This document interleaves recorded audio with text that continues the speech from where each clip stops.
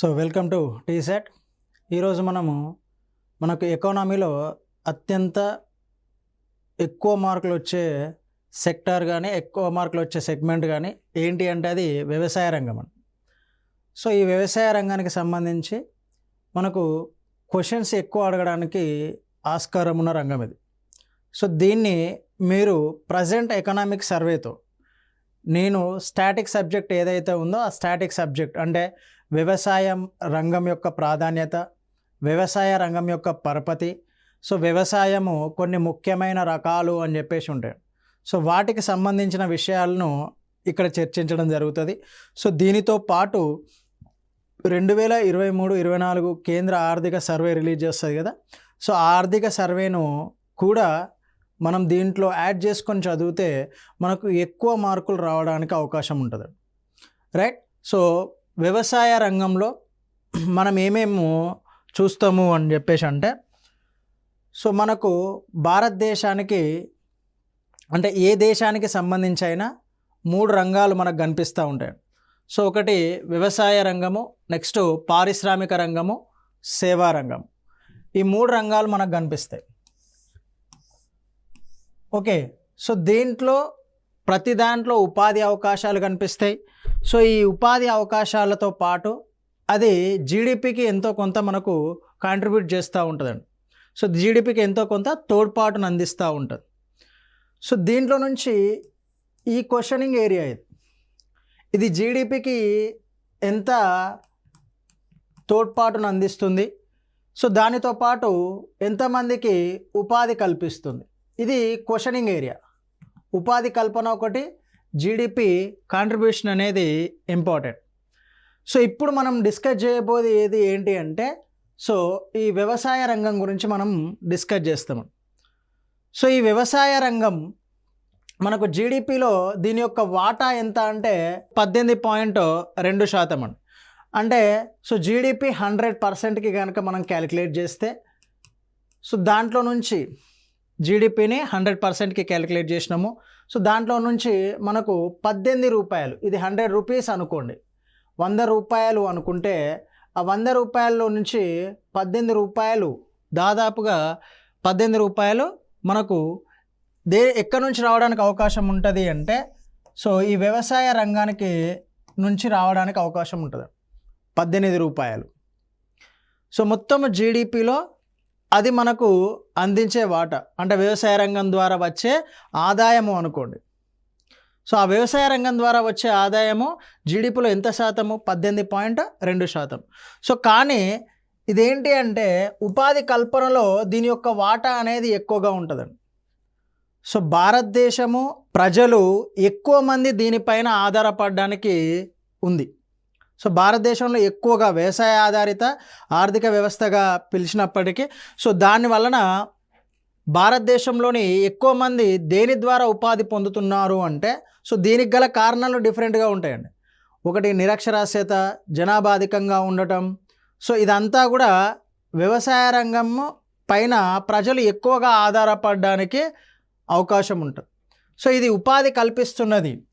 ఎంతమందికి ఉపాధి కల్పిస్తున్నది అంటే, సో దాదాపు 55 to 60%, 55 నుంచి 60% ప్రజలకు, 60% ప్రజలకు ఇది ఉపాధి కల్పిస్తున్నదండి. సో దీని ద్వారా ఉపాధి పొందేవారు ఎక్కువగా ఉన్నారు. సో దీని జీడిపి వాటా అనేది తక్కువగా ఉంది.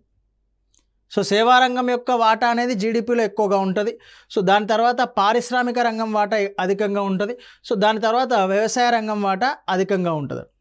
సో వీటిని కూడా మనకు బేసిక్ క్వశ్చన్ దీంట్లో నుంచి అడిగినప్పుడు, సో భారతదేశ జీడిపికి వివిధ రంగాల వాటా అని చెప్పేసి అడగడానికి స్కోప్ ఉంటుంది. సో సేవా రంగం అధికంగా, తర్వాత పారిశ్రామిక రంగం, దాని తర్వాత వ్యవసాయ రంగం మనకు జీడిపికి కాంట్రిబ్యూట్ చేస్తూ ఉంది, రైట్. సో ఇక్కడ ఇంపార్టెంట్ ఎందుకు అంటే, ఎక్కువ మొత్తంలో జనాభా దేనిపైన ఆధారపడి ఉంటుళ్ళు అంటే వ్యవసాయ రంగం పైన జనాభా, భారతదేశ జనాభా ఎక్కువగా ఆధారపడి ఉంటుళ్ళు. సో 55 నుంచి 60% జనాభా.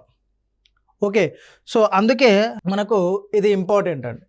సో మనకు కనిపించే వ్యవసాయాలు, సో భారతదేశంలో మనకు కనిపించే వ్యవసాయాలు ఏ విధంగా ఉంటాయి అంటే, ఒక్కొక్క రకమైన వ్యవసాయము ఒక్కొక్క ప్రాంతంలో కనిపిస్తుంది. మనకు డైవర్సిఫై కంట్రీ కాబట్టి సో వివిధ రకాల ప్రాంతాల్లో వివిధ రకాల రాష్ట్రాలలో ఒక్కో రకమైన వ్యవసాయం అనేది మనకు కనిపిస్తూ ఉంటుంది. సో ఇక్కడ ఎక్కువగా పోడు వ్యవసాయము. సో పోడు వ్యవసాయము అంటే మనకు దీన్ని ఏమంటారంటే అతి పురాతన వ్యవసాయం అండి ఇది. సో దీన్ని విస్థాపన వ్యవసాయము అని కూడా పిలుస్తారు. పోడు వ్యవసాయాన్ని విస్థాపన వ్యవసాయము అని చెప్పేసి కూడా పిలుస్తారు. ఇంగ్లీష్లో అయితే స్లాష్ అండ్ బర్న్ అని చెప్పేసి కూడా పిలుస్తారండి, విస్థాపన వ్యవసాయం. సో ఎక్కడైతే గిరిజన ప్రాంతాలు లేదంటే అటవీ ప్రాంతాలు అధికంగా ఉన్నాయో ఆ ప్రాంతంలో ఏం చేస్తారు అంటే, సో ఇది గిరిజన ప్రాంతాలు లేదంటే కొండ ప్రాంతాలు అనుకోండి, ఆ ప్రాంతంలో మనకు అడవులను నరికేస్తారండి. సో ఈ ప్రాంతంలో ఉన్న అడవులను నరికేసి అక్కడ వ్యవసాయం చేస్తారండి. అక్కడ సారవంతమైన అంటే సారం కోల్పోగానే, ఆ భూమి సారం కోల్పోగానే ఆ ప్రాంతం నుంచి ఇంకో ప్రాంతానికి వెళ్తారు, మళ్ళీ అక్కడ వ్యవసాయం చేస్తారు. ఇక్కడ నుంచి ఇటు షిఫ్ట్ అవుతారు. దీన్ని ఇంగ్లీష్లో అందుకే షిఫ్టింగ్ కల్టివేషన్ అని కూడా పిలుస్తారు. ఓకే, సో ఇక్కడ నుంచి ఈ ప్రాంతానికి షిఫ్ట్ అవుతారు, మళ్ళీ ఇక్కడ వ్యవసాయం చేస్తారు. ఇక్కడ నుంచి సారవంతమైన భూమి కోల్పోగానే మళ్ళీ ఇంకో ప్రదేశానికి షిఫ్ట్ అవుతూ ఉంటారు. సో ఈ విధంగా ఒక ప్రాంతం నుంచి ఇంకో ప్రాంతానికి వెళ్ళి వ్యవసాయం చేస్తూ ఉంటారు. సో దాన్నే మనం విస్థాపన వ్యవసాయము లేదు అంటే ఈ పోడు వ్యవసాయము అని చెప్పేసి పిలుస్తూ ఉంటాం. సో ఎక్కడ కనిపిస్తుంది అంటే మనకు ఎక్కువగా అంటే సో కొండ ప్రాంతాల్లో మనకు కనిపించే వ్యవసాయం ఏది అంటే పోడు వ్యవసాయం అండి. సో ఈ ప్రాంతాలు ఎక్కడ ఎక్కువగా ఉన్నాయి? ఈశాన్య రాష్ట్రాలు అంటే అస్సాం, మేఘాలయ, రైట్, మిజోరాం, అరుణాచల్ ప్రదేశ్, ఈ రాష్ట్రాల్లో మనకు అక్కడ కనిపించే వ్యవసాయాన్ని ఏమని పిలుస్తాము అంటే జూమింగ్ అని చెప్పేసి పిలుస్తామండి. జూమ్ వ్యవసాయము లేదంటే జూమింగ్ వ్యవసాయము అని చెప్పేసి పిలుస్తూ ఉంటాం. సో మనకు తెలంగాణలో ముఖ్యంగా ఎక్కడ కనిపిస్తుంది అంటే ఆదిలాబాద్, మహబూబ్ నగర్ ప్రాంతాల్లో కనిపిస్తుంది.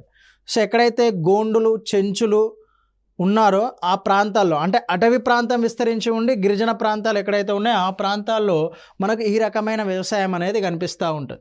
ఓకే, సో పోడు వ్యవసాయము లేదా విస్థాపన వ్యవసాయం, సో ఇవి మనకు కనిపించే ప్రాంతాలు తెలంగాణలో. నెక్స్ట్ సాంద్ర వ్యవసాయం. సాంద్ర వ్యవసాయము అంటే మనకు అధిక జనాభా ఏ ప్రాంతాల్లో ఏ దేశాల్లో అయితే కనిపిస్తుందో లేదంటే అధిక జనసాంద్రత ఎక్కడైతే కనిపిస్తుందో ఆ ప్రాంతాల్లో మనకు కనిపించే వ్యవసాయం ఏది అంటే సాంద్ర వ్యవసాయం అండి. ఈ వ్యవసాయం యొక్క ప్రత్యేకత ఏంటి అంటే సాంద్ర వ్యవసాయంలో మనకేంటి అంటే ఈ రసాయన ఎరువులను ఎక్కువగా ఉపయోగించడం జరుగుతుంది. సో రసాయన ఎరువులను ఎక్కువగా ఉపయోగించి ఎందుకు అంటే ఆ ప్రొడక్టివిటీ అనేది ఎక్కువగా ఉండాలి. సో జనాభా ఎక్కువగా ఉంటుంది. సపోజ్ 2011 సెన్సస్ ప్రకారం భారతదేశ జనాభా 121 కోట్లు అనుకోండి. సో ఈ 121 కోట్లకు సరిపోయేంత ప్రొడక్టివిటీ, ఉత్పాదకత అనేది ఆహార ధాన్యాల ఉత్పాదకత కావచ్చు లేదంటే తోట పంటల ఉత్పాదకత కావచ్చు, నూనె గింజల ఉత్పాదకత కావచ్చు. సో ఆ ఉత్పాదకతను సాధించాలి. ప్రొడక్టివిటీ అంటే ఒక హెక్టార్లో మనకు పండించే పంట పెరగాలి, దిగుబడి అనేది పెరగాలి. సో ఆ దిగుబడి పెరగడానికి ఆ ప్రాంతంలో ఆ భూమిలో మనం ఏం చేస్తాము అంటే రసాయన ఎరువులను ఉపయోగిస్తాము. సో అధిక జనసాంద్రత కలిగిన ప్రాంతాల్లో వ్యవసాయం చేయడానికి ఎక్కువగా రసాయన ఎరువులు ఉపయోగించి చేసే వ్యవసాయాన్ని ఏమంటారు అంటే సాంద్ర వ్యవసాయము అని చెప్పేసి అంటారు. సో ఇది ఎక్కడ కనిపిస్తుంది మనకు అంటే ఇండియాలో కనిపిస్తుంది మరియు బంగ్లాదేశ్, ఈ రెండు దేశాల్లో మనకు ఎక్కువగా కనిపించే వ్యవసాయము సాంద్ర వ్యవసాయం. సో దీని తర్వాత మనకు కనిపించే వ్యవసాయాలు సో విస్తృత వ్యవసాయం.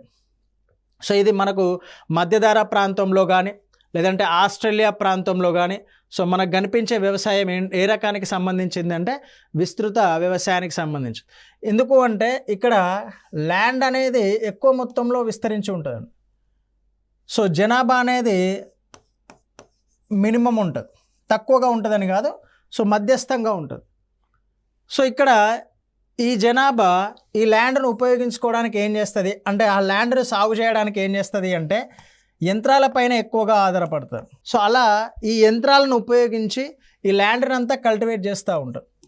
ఈ ల్యాండ్ని కల్టివేట్ చేసి దాంట్లో నుంచి వచ్చే ప్రొడక్టివిటీని దాంట్లో నుంచి వచ్చే దిగుబడిని కానీ పంటను కానీ ఉపయోగించుకుంటూ ఉంటారు.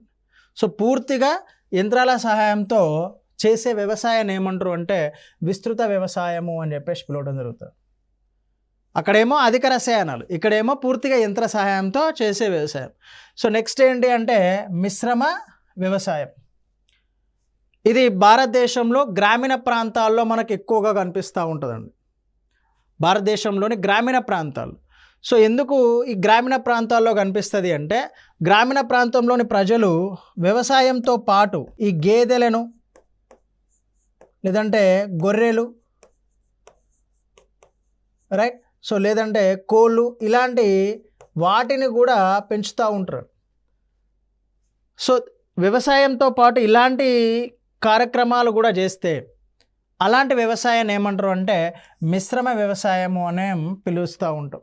మ్యాక్సిమం మనకి ఇక్కడ భారతదేశంలో ఇది కనిపిస్తూ ఉంటుందండి. ఎక్కువ గ్రామీణ ప్రాంతాల్లో ఈ మిశ్రమ వ్యవసాయం అనేది కనిపిస్తూ ఉంటుంది. సో వ్యవసాయంతో పాటు ఇక్కడ చేయాల్సింది ఏంటి, పశుపోషణ అనేది కంపల్సరీ. అలా చేస్తే దాన్ని మిశ్రమ వ్యవసాయంగా పిలవడం జరుగుతుంది. సో నెక్స్ట్ సేంద్రియ వ్యవసాయం. దీని డెఫినేషన్ గుర్తుపెట్టుకోండి. సో ఎందుకంటే డైరెక్ట్గా డెఫినేషన్ అడిగినా ఆశ్చర్యపోవాల్సిన అవసరం లేదు. సింపుల్గా క్రింది వానిలో మిశ్రమ వ్యవసాయం రకానికి సంబంధించింది కానీ సేంద్రియ వ్యవసాయానికి సంబంధించి కానిది ఏది అని కానీ అడగడానికి స్కోప్ ఉంటుందండి. సో బేసిక్ బిట్లు అడుగుతూ ఉంటాడు. మనం వీటి డెఫినేషన్స్ వదిలేసి ఏం చేస్తాము అంటే సో ఎక్స్ట్రీమ్ సబ్జెక్ట్ చదువుకుంటాం. బట్ బేసిక్స్ అడిగేసరికి దాంట్లో నుంచి క్వశ్చన్ని మిస్టేక్ చేయడానికి స్కోప్ ఉంటుంది మనకి.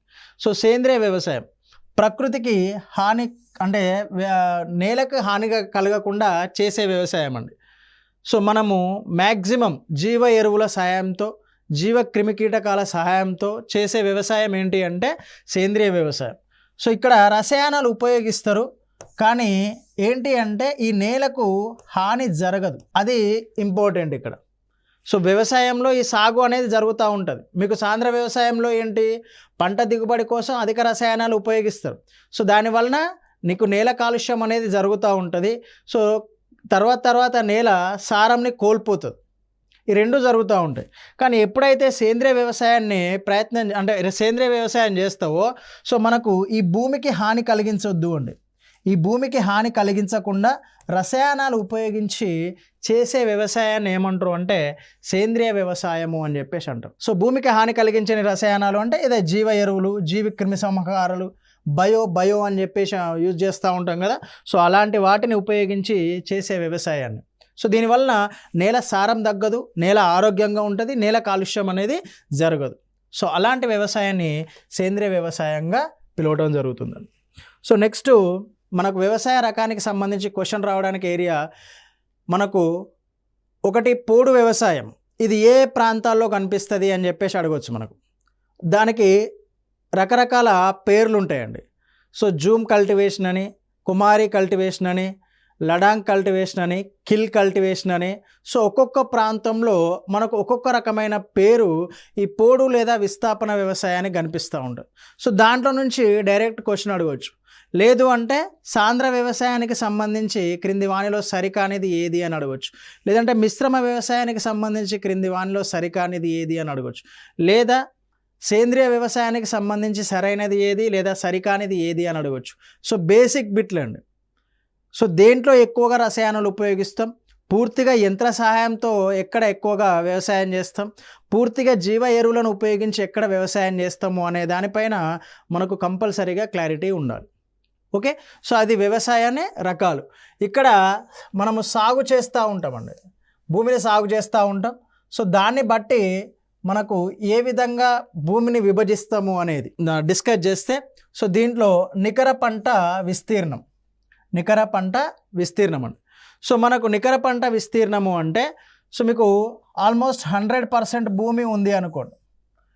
మనకు సీజన్లు ఏంటి, ఖరీఫ్ సీజన్, రబీ సీజన్, యూజువల్గా zaid season are Zayed season అని చెప్పేసి అంటారు. మనకు 3 కాలాలు కనిపిస్తూ ఉంటాయండి.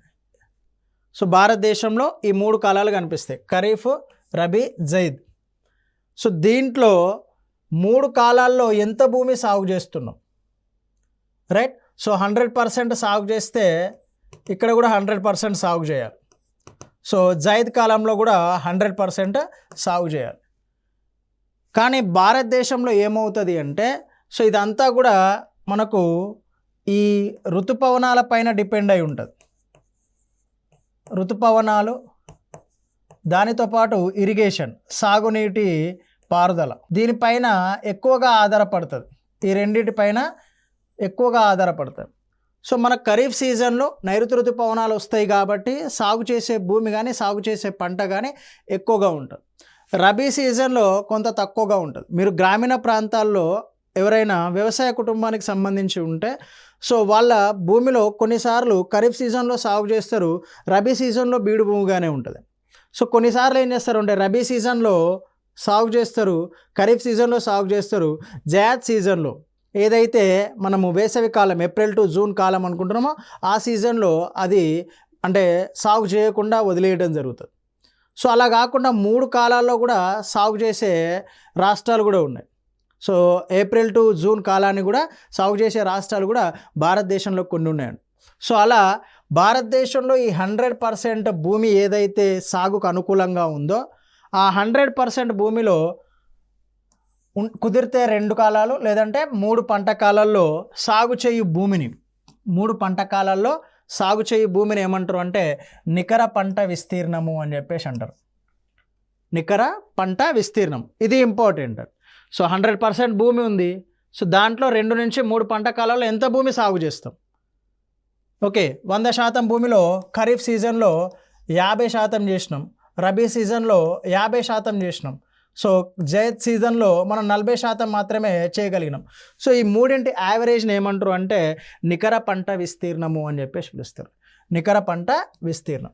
సో ఇక్కడ భారతదేశంలో మొత్తం కమతాలలో నికర పంట విస్తీర్ణం ఎంత అంటే 140.4 మిలియన్ హెక్టార్లు.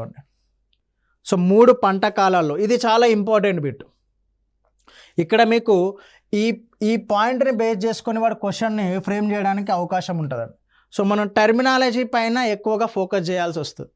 భారతదేశంలో నికర పంట విస్తీర్ణం ఎంత అంటే 140.4 మిలియన్ హెక్టార్లు. 140.4 మిలియన్ హెక్టార్. ఇది డైరెక్ట్గా స్టేట్మెంట్ రూపంలో అడగవచ్చు అండి. మీకు డేటా అంటే వ్యవసాయ రంగం నుంచి కొంచెం ఎక్కువగా అడగడానికి స్కోప్ ఉంటుంది. దీన్ని డైరెక్ట్గా అడగవచ్చు, ఏ స్టేట్మెంట్ రూపంలో అడగవచ్చు అండి. భారతదేశంలో నికర పంట విస్తీర్ణము ఎంత అని చెప్పేసి అడగవచ్చు, లేదంటే డైరెక్ట్ ఇది 140.4 మిలియన్ హెక్టార్లు అని చెప్పేసి ఇవ్వచ్చు. ఓకే, సో ఇది నికర పంట విస్తీర్ణానికి సంబంధించింది. ఇక్కడ నుంచి క్వశ్చన్ రావడానికి ఇది అవకాశం ఉంటుంది, లేదంటే డెఫినేషన్ అడుగుతాడు. సో మీకు అర్థమైంది అనుకుంటున్నా. సో 100% భూభాగంలో 2 నుంచి 3 పంట కాలాల్లో సాగు చేయు భూమి ఏమంటారు అంటే నికర పంట విస్తీర్ణము అని చెప్పేసి అంటారు. ఓకే, సో నికర సాగు భూమి. సో ఇక్కడ ఏంటి, పంట పండించిన భూమి ఏదైతే పంట పండిస్తున్నామో సో దానితో పాటు పండించని భూమి ఏదైతే సాగురహిత భూమి ఉందో బీడు భూమి అంటాం కదా. సో దాన్ని కలిపి ఏమంటారు అంటే నికర సాగు భూమి. సాగు చేయడానికి అనుకూలంగా ఉన్న సాగు చేయకపోయే భూమి ఏదైతే ఉందో దాన్ని బీడు భూమి అని చెప్పేసి అంటారు. అంటే కొన్ని సంవత్సరాల పాటు సాగు చేయకుండా ఉండే భూమి. సో బీడు భూమిని మనం దాదాపు 4 నుంచి 5 సంవత్సరాల నుంచి సాగు చేయకుండా వదిలేస్తాం. అలాంటి భూమిని ఏమంటారు అంటే బీడు భూమి అని చెప్పేసి పిలుస్తూ ఉంటారు. అలాంటి భూమిని బీడు భూమి అని చెప్పేసి అంటారు. సో ఇక్కడ నికర పంట పండించిన భూమి ఏదైతే ఇందాక మనం మాట్లాడుకున్నామో 2 నుంచి 3 పంట కాలాల్లో సాగు చేయు భూమి, సో దాన్ని నికర పంట పండించిన భూమి అంటారు. సో ప్రస్తుత సాగురహిత భూమి ఆ 3 పంట కాలాల్లో ఎంత భూమి అయితే సాగు చేయకుండా ఉందో సో దాన్ని ఏమంటారు అంటే నికర సాగు యోగ్య భూమి అని చెప్పేసి పిలుస్తారు. అదే దాన్నే నికర సాగు భూమి అని చెప్పేసి పిలుస్తారు. సో మనకు నికర పంట విస్తీర్ణం ఆల్రెడీ డిస్కస్ చేసినాం, 140.4 మిలియన్ హెక్టార్లు. సో మొత్తము సాగురహిత భూమి అంటే ఆ పంట కాలాల్లో మనకు సాగు చేయకుండా ఉన్న భూమి ఎంత అంటే 11.80 మిలియన్ హెక్టార్లు. 11.80 మిలియన్ హెక్టార్లు. మొత్తం ఎంత అంటే రెండింటిని కలిపి ఎంత అంటే 151.84 మిలియన్ హెక్టార్లు. సో భారతదేశంలో ఇది నికర సాగు భూమి అండి. ఇది ఇంపార్టెంట్. మనకి ఈ స్టేట్మెంట్లను ఇక్కడ నుంచే తీసుకుంటాడండి. ఏ స్టేట్మెంట్ అయినా కూడా నికర సాగు భూమి, నెక్స్ట్ నికర పంట విస్తీర్ణం, సో అది ఎంత, నెక్స్ట్ ఇదెంత, ఈ రెండింటిని కాకుండా సాగురహిత భూమి ఎంత, ఈ మూడింటిని 3 స్టేట్మెంట్ల రూపంలో ఇవ్వడానికి అవకాశం ఉంటుంది. సో నికర పంట విస్తీర్ణము 140.4 మిలియన్ హెక్టార్లు, సాగురహిత భూమి 11.0 మిలియన్ హెక్టార్లు, మొత్తం భూమి 151.84 మిలియన్ హెక్టార్లు. దీంట్లో ఏదైనా ఒకటి తప్పించి సో క్రింది వానిలో సరికానిది ఏది అని అడగవచ్చు, లేదంటే 3 కరెక్ట్ ఇచ్చి సరైనది ఏది అని అడగవచ్చు. ఓకే, సో వీటిపైన అవగాహన ఉండాలి. సో ఇవి స్టేట్మెంట్ రూపంలో ఇక్కడ నుంచే తీసుకోవడానికి అవకాశం ఉంటుంది. సో నెక్స్ట్ స్థూల సాగు భూమి అండి. నికర పంట విస్తీర్ణం గురించి డిస్కస్ చేసినాం, నికర సాగు భూమి గురించి డిస్కస్ చేసినాం. నెక్స్ట్ స్థూల సాగు భూమి. ఇది ఎకనామీలో ఈ టర్మినాలజీ అనేది చాలా ఇంపార్టెంట్. ఓకే, సో సంవత్సర కాలంలో అన్ని పంట కాలాల్లో మనకు పంటను ఏదైతే పండిస్తున్న భూమి ఉందో దాన్ని ఏమంటారు అంటే స్థూల సాగు భూమి అంటారు.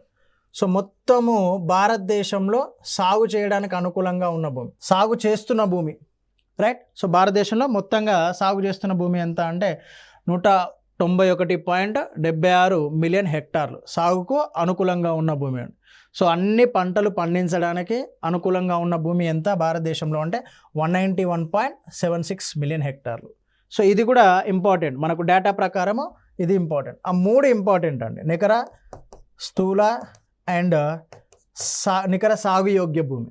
ఈ 3 కూడా మనకు స్టేట్మెంట్ రూపంలో అడగడానికి స్కోప్ ఉంటుంది, రైట్. సో దీన్ని డైరెక్ట్గా అడగడానికి ఉంటుందండి వ్యవసాయ తీవ్రతను. సో దీని ఫార్ములా అడుగుతాడు, గుర్తుపెట్టుకోండి. సో వాడు స్టేట్మెంట్ల రూపంలో అడగవచ్చు, రైట్. సో లేదంటే డైరెక్ట్ పంట తీవ్రతకు సంబంధించి క్రింది వానిలో సరైనది కానిది ఏది, సరైనది ఏది అని చెప్పేసి అడగవచ్చు. సో ఇది సూచి కాబట్టి, పంట తీవ్రతను సూచించే సూచి కాబట్టి దీనికి సంబంధించి క్వశ్చన్ అడగడానికి స్కోప్ ఉంటుంది. సో ఒక పంటను ఒక సంవత్సర కాలంలో ఒక నిర్ణీత భూ విస్తీర్ణంలో ఎన్నిసార్లు పండించారో పేర్కొనే సూచిని. ఏదైనా ఒక పంట తీసుకోండి, ఇది సాగు చేసిన భూమి అనుకోండి. ఇక్కడ మనము పండించే పంట ఇది సపోజ్ 2 ఎకరాలు అనుకోండి. సో 2 ఎకరాల్లో మనము వరిని పండిస్తున్నాం. ఖరీఫ్ సీజన్లో వరిని పండిస్తున్నాం. రబీ సీజన్కి వచ్చేసరికి పంటను చేంజ్ చేస్తున్నాం, మొక్కజొన్న పండిస్తున్నాం. సో ఒక సంవత్సరంలో అంటే మనకు ఖరీఫ్, రబీ, జైద్, ఓకే, నిర్ణీత భూ విస్తీర్ణంలో అంటే 2 ఎకరాల్లో ఎన్నిసార్లు పండిస్తున్నాం? ఒకసారి పండిస్తున్నాం. దాన్ని ఏమంటారు అంటే వ్యవసాయ తీవ్రత అని చెప్పేసి అంటారు. వ్యవసాయ తీవ్రత. 2 సార్లు పండించినాం అనుకోండి, ఖరీఫ్ సీజన్లో పండించినాము, రబీ సీజన్లో పండించినాం అనుకోండి. సో 2 సార్లు, అప్పుడు పంట తీవ్రత ఏమవుతుంది? 2 అవుతుంది. సో ఇక్కడ పంట తీవ్రతను ఏ విధంగా కొలవడం జరుగుతుంది అంటే స్థూల పంట విస్తీర్ణము అంటే మొత్తము పంట విస్తీర్ణము బై మనం ఎంతవరకు సాగు చేసినాము. సో ఆ నికర పంట విస్తీర్ణము ఇంటూ 100. మొత్తం పంట విస్తీర్ణము ఎంతవరకు సాగు చేసినాం, ఆ కాలానికి ఎంతవరకు సాగు చేసినాం ఇంటూ 100. ఇది చాలా ఇంపార్టెంట్. పంట తీవ్రతకు ఈ ఫార్ములా అనేది కంపల్సరీ మనకు అడగడానికి స్కోప్ ఉన్న క్వశ్చన్. సో స్థూల పంట విస్తీర్ణము బై నికర పంట విస్తీర్ణము ఇంటూ 100 అండి, రైట్. సో నెక్స్ట్ మనకు ఈ సెన్సెస్ నుంచి ఒక క్వశ్చన్ రావడానికి అవకాశం ఉంటుంది. సెన్సెస్ నుంచి 2015-16 వ్యవసాయ సెన్సెస్ నుంచి మీకు క్వశ్చన్లో మెన్షన్ చేసేటప్పుడు వాడు ఏ సెన్సెస్ అనేది మెన్షన్ చేస్తాడు. సో 2015-16 లేకపోతే దానికంటే ముందు సెన్సెసా అనేది కంపల్సరీగా మనకు మెన్షన్ చేయడానికి ఉంటుంది. సో ఇక్కడ నుంచి కంపల్సరీ ఇది మోస్ట్ ఇంపార్టెంట్ ఏరియా, క్వశ్చన్స్ అడగడానికి ఎక్కువగా స్కోప్ ఉన్న ఏరియా. ఇప్పటిదాకా అడగవచ్చు, అడగకపోవచ్చు, బట్ ఈ రీజియన్లో మాత్రం కంపల్సరీ అడుగుతాడు. ఓకే, సో వ్యవసాయ సెన్సస్ ప్రకారం భారతదేశంలో రైతులను ఎన్ని రకాలుగా వర్గీకరించులు అంటే ఉపాంత రైతులు, సో చిన్న రైతులు, మధ్యతరగతి రైతులు, సో చిన్న మధ్యతరగతి రైతులు అండ్ మధ్యతరగతి రైతులు, పెద్ద రైతులు. భారతదేశంలో ఆదాయ అసమానతలు ఎక్కువగా ఉండడానికి ఇదొక కారణం అండి. ఆదాయ అసమానతలు ఎక్కువగా ఉండడానికి ఇదొక కారణం. ఇంకొకటి మనం భవిష్యత్తులో ఒక టాపిక్ నేర్చుకుంటాం హరిత విప్లవము అని. సో దానికి కూడా అంటే అది ఎక్కువ మొత్తంలో సక్సెస్ అవ్వకపోవడానికి ఇదొక రీజన్ అండి. సో దీన్ని బేస్ చేసుకొని మనకు వీటి యొక్క డెఫినేషన్స్ అనేవి క్వశ్చన్ల రూపంలో రావడానికి అవకాశం ఉంటుంది. సో ఉపాంత రైతులు అంటే 1 హెక్టార్ కంటే భూమి ఎవరైతే తక్కువను కలిగి ఉన్నారో సో వాళ్ళని ఏమంటారు అంటే ఉపాంత రైతులు అంటారు. లెస్ దాన్ 1 హెక్టార్, 1 హెక్టార్ కంటే తక్కువ భూమిని. సో దాన్ని మనం ఉపాంత రైతులు అని చెప్పేసి పిలుస్తాం. చిన్న రైతులు అంటే 1 నుంచి 2 హెక్టార్లు ఎవరైతే ఉన్నారో వాళ్ళు 17% ఉన్నారని. సో చిన్న మధ్యతరగతి రైతులు ఎవరు ఉన్నారు అంటే 2 to 4 హెక్టార్స్ వాళ్ళు 9.6 ఉన్నారని. సో మధ్యతరగతి రైతులు 4 నుంచి 10 హెక్టార్లు వాళ్ళు 3.8% ఉన్నారు. పెద్ద రైతులు 10 హెక్టార్ల కంటే ఎక్కువ వాళ్ళు 0.8% ఉన్నారు. ఇక్కడ మనకు డైరెక్ట్గా డెఫినేషన్ అయినా అడగొచ్చు, లేదంటే వీటిని అసెండింగ్ ఆర్డర్ డిసెండింగ్ ఆర్డర్ అయినా అడగొచ్చు. మనం ఏమనుకుంటాం జనరల్గా క్వశ్చన్ ఇచ్చినప్పుడు ఈ పెద్ద రైతులు ఎక్కువగా ఉన్నారు అని చెప్పేసి అనుకుంటాం. సో భారతదేశంలో మొత్తం పెద్ద రైతుల శాతం ఎంత? 0.8% అండి. 10 హెక్టార్ల కంటే ఎక్కువ భూమిని కలిగి ఉన్నారు 0.8%. కానీ 1 హెక్టార్ కంటే తక్కువ భూమిని కలిగి ఉన్నారు చూడండి ఎంతమంది? 68%. సో దీన్ని క్వశ్చన్ ఫ్రేమింగ్ ఎలా ఉంటుంది అంటే సో 2015-16 భారతదేశపు వ్యవసాయ సెన్సెస్ ప్రకారము రైతులను అసెండింగ్ ఆర్డర్లో అమర్చండి, ఆర్ డిసెండింగ్ ఆర్డర్ ఆరోహణ క్రమంలో అమర్చండి, ఆర్ అవరోహణ క్రమంలో అమర్చండి అని చెప్పేసి అడుగుతారు. ఓకే, మీకు పర్సంటేజ్ ఇవ్వకపోవచ్చు, ఆర్డర్ మాత్రం కంపల్సరీ అడుగుతారు. సో దాంట్లో ఎక్కువగా ఉన్న రైతులు ఉపాంత రైతులు. సో వాళ్ళ తర్వాత ఎక్కువగా ఉన్న రైతులు ఎవరు అంటే చిన్న రైతులు. ఇది కంపల్సరీ గుర్తుపెట్టుకోండి. ఆర్డర్ నో డౌట్ దీంట్లో నుంచి క్వశ్చన్ రావడానికి స్కోప్ ఉంది, ఆర్డర్ అడుగుతాడు. ఇంకొకటి ఇవి ఇప్పుడు మిమ్మల్ని ఎక్కడ మిస్టేక్ చేపిస్తాడు వాడు అంటే ఇక్కడ హెక్టార్ బదులు 1 ఎకరం అని ఇవ్వచ్చు. మనం హెక్టార్ల గురించి చదువుకుంటున్నాం. సో వాడు హెక్టార్ బదులు ఏం చేస్తాడంటే 1 ఎకరం అని ఇస్తాం. సో మనకున్న ఆ టెన్షన్లో ఆ ప్రెషర్లో ఏం చేస్తాము అంటే సో మనం ఇదిని హెక్టార్గానే చదువుకుంటాం, లేదంటే అక్కడికి వెళ్ళిన తర్వాత కన్ఫ్యూజ్ స్టార్ట్ అవుతుంది. సో హెక్టార్లు అని మాత్రమే గుర్తుపెట్టుకోండి. 1 హెక్టార్ కంటే తక్కువ, 2 హెక్టార్ల కంటే తక్కువ. సో హెక్టార్నే ఎగ్జామినేషన్లో హెక్టార్ లాగానే గుర్తుపెట్టుకోండి. మీకు ఇంగ్లీష్లో చదివితే ఈజీగా క్లియర్గా అర్థమైపోతుంది, పేపర్ 2 లాంగ్వేజ్లో వస్తుంది కాబట్టి. సో ఇది అసెండింగ్ ఆర్డర్ డిసెండింగ్ ఆర్డర్లో ఎక్కువగా ఉన్న రైతులు మాత్రం 100% గుర్తుపెట్టుకోండి ఉపాంత రైతులు. సో దీని తర్వాత మనకు ఈ రైతులను ఆధారంగా చేసుకొని కమత పరిమాణాలు ఎక్కువగా ఉన్న రాష్ట్రాలు, దీని నుంచైనా మనకు క్వశ్చన్ రావడానికి అవకాశం ఉంటుంది. సో కమత పరిమాణం అధికంగా ఉన్న రాష్ట్రం ఏది అంటే ఉత్తరప్రదేశ్. సో ఈ 5 ఎందుకు నేను చెప్తున్నాను అంటే సో మనం ఉత్తరప్రదేశ్ గుర్తుపెట్టుకొని వెళ్తున్నాం, వాడు మిగతా రాష్ట్రాలు ఇచ్చి అసెండింగ్ డిసెండింగ్ ఆర్డర్ల గురించి ఎక్కువగా అడుగుతుండు. సో మనం టాప్ 5 స్టేట్స్ని గుర్తుపెట్టుకుంటే మొదటి 5 రాష్ట్రాలను గుర్తుపెట్టుకున్నాం అనుకోండి మనకు ఈజీగా ఉంటుంది. సో అత్యధికంగా కమతాలు కలిగి ఉన్న రాష్ట్రాలు ఉత్తరప్రదేశ్, బీహార్, మహారాష్ట్ర మరియు మధ్యప్రదేశ్. ఓకే, ఇవి ఎక్కువగా కమత పరిమాణాలు ఎక్కువగా కలిగి ఉన్న రాష్ట్రాలు ఏవి అంటే ఈ 5 రాష్ట్రాలు. రైట్. సో మనకి మొత్తం కమతాల సంఖ్య అంటే సాగు చేయడానికి అనుకూలంగా ఉన్న కమతాల సంఖ్య తెలంగాణ రాష్ట్రంలో ఎంత అంటే సో 5.94 మిలియన్ హెక్టార్లు అండి. దీన్ని ఎందుకు తీసుకోవడం జరిగింది అంటే సో ఇది ఇండియా వాటాలో ఏ విధంగా ఉన్నది అని చెప్పేసి అడగవచ్చు. సో ఇండియా కమత పరిమాణంలో తెలంగాణ వాటా అని అడగొచ్చండి. ఇండియా కమతాల పరిమాణంలో తెలంగాణ రాష్ట్ర వాటా ఇంత శాతంగా ఉంది అని చెప్పేసి అడగవచ్చు, అందుకోసమే. ఓకే, సో మొత్తం కమతాల్లో తెలంగాణ వాటా ఎంత అంటే 4.06%. సో నెక్స్ట్ ఇవి 2 ఇంపార్టెంట్. ఎందుకు ఇంపార్టెంట్ అంటున్నాను అంటే సో ఇక్కడ బేసిక్గా క్వశ్చన్ అడిగేటప్పుడు వీటిని డిస్కస్ చేసి క్వశ్చన్స్ ఏ విధంగా వస్తాయో చూద్దాం. సో దేశ సగటు కమత పరిమాణం ఎంత అంటే 1.08 హెక్టార్స్, నాట్ ఎకరాలు, హెక్టార్స్. దేశ సగటు కమత పరిమాణం 1.08 హెక్టార్లు. సో 2010-11లో కమత పరిమాణం 1.15 హెక్టార్స్. సో ప్రస్తుతం వ్యవసాయ సెన్సెస్ ప్రకారం ఎంత అంటే 1.08 హెక్టార్స్. సో దీన్ని స్టేట్మెంట్ రూపంలో అడుగుతాడండి. స్టేట్మెంట్ రూపంలో ఏ విధంగా అడుగుతాడు అంటే సో భారతదేశంలో గత దశాబ్ద కాలంగా లేదంటే భారతదేశంలో గత 5 సంవత్సరాల నుండి కమత పరిమాణం పెరుగుతుంది అంటాడు, లేదు కమత పరిమాణం తగ్గుతుంది అని చెప్పేసి అంటాడు. భారతదేశ సగటు కమత పరిమాణం, భారతదేశ సగటు కమత పరిమాణము 1.08 ఎకరాలు అని చెప్పేసి ఇస్తాడు. ఓకే, ఈ రెండు స్టేట్మెంట్లు ఇవ్వచ్చు. భారతదేశంలో గత 5 సంవత్సరాల్లో కమత పరిమాణం ఏమైంది చూడండి. కమత పరిమాణం 1.15 నుండి 1.08కు తగ్గింది. సో ఇక్కడ 5 సంవత్సరాల్లో పెరిగింది అని చెప్పేసి ఇచ్చింది కాబట్టి ఈ స్టేట్మెంట్ తప్పు. సో భారతదేశంలో సగటు కమత పరిమాణము 1.08 ఎకరాలు, రైట్, ఇది కరెక్టే.